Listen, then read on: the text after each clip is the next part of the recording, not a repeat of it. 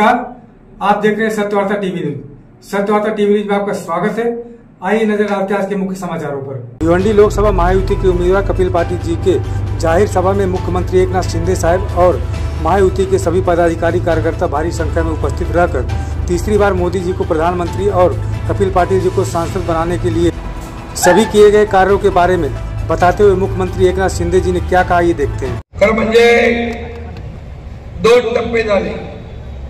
मी महाराष्ट्रामध्ये फिरतोय, सगळीकडे पाहतोय, हे 2 टप्पे झाले।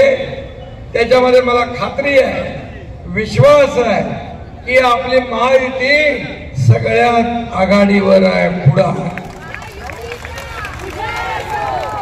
आणि महायुतीचे उमेदवार आपले कपिल पाटील यांची जी आपली अर्ज भरण्याची मिरवणूक होती ती मी पाहिली।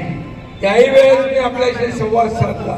खरं म्हणजे ती अर्ज भरण्याची रॅली विजयी रॅलीमध्ये रूपांतरित झाली होती। एवढ्या मोठ्या प्रमाणामध्ये लोक त्या ठिकाणी आले।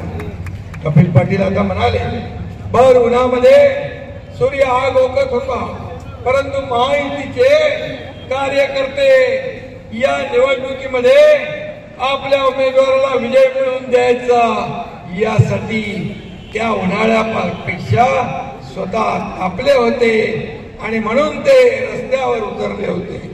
खरं म्हणजे महायुती आज या ठिकाणी सगळीकडे काम करते, नेते आपले सगळीकडे येत आहेत आणि एवढी एकजूट आपण पाहिल्यानंतर भिवंडी लोकसभेमध्ये पुन्हा कमळ फुलल्याशिवाय राहणार नाही।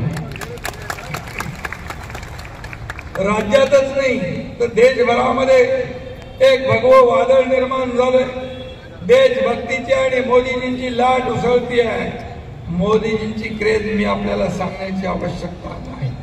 जिथे जिथे मोदीजींच्या सभा झाल्या त्या ठिकाणी पूर्ण वातावरण महायुतीचं मोदींच्या बाजूचं झालं, त्या तिथल्या उमेदवाराच्या बाजूचं झालं आणि म्हणून त्यांना पुन्हा एकदा या देशाचं प्रधानमंत्री करायला लोक आतुर झाले आहेत। ही वस्तुस्थिती आहे।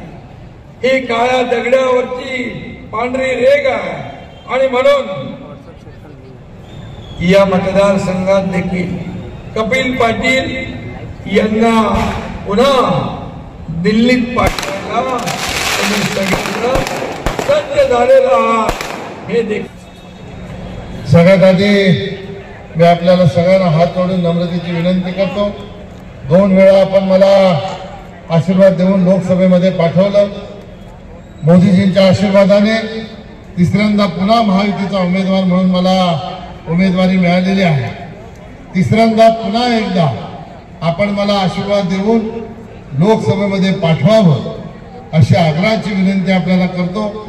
मला का लोकसभेमध्ये पाठवावं ही आपल्या सगळ्यांची इच्छा आहे की या देशाचे प्रधानमंत्री तिसऱ्यांदा नरेंद्र मोदी झाले पाहिजे आणि नरेंद्र मोदीजींना प्रधानमंत्री करण्यासाठी मला लोकसभेमध्ये आशीर्वाद देऊन आपण पाठवावं आणि आपली सेवा करण्याची संधी द्यावी अशी आग्रहाची विनंती मी आपल्याला करतो। सत्यवार्ता टीवी न्यूज को सबसे पहले देखने के लिए हमारे चैनल को सब्सक्राइब करें, लाइक करें, शेयर करें। धन्यवाद।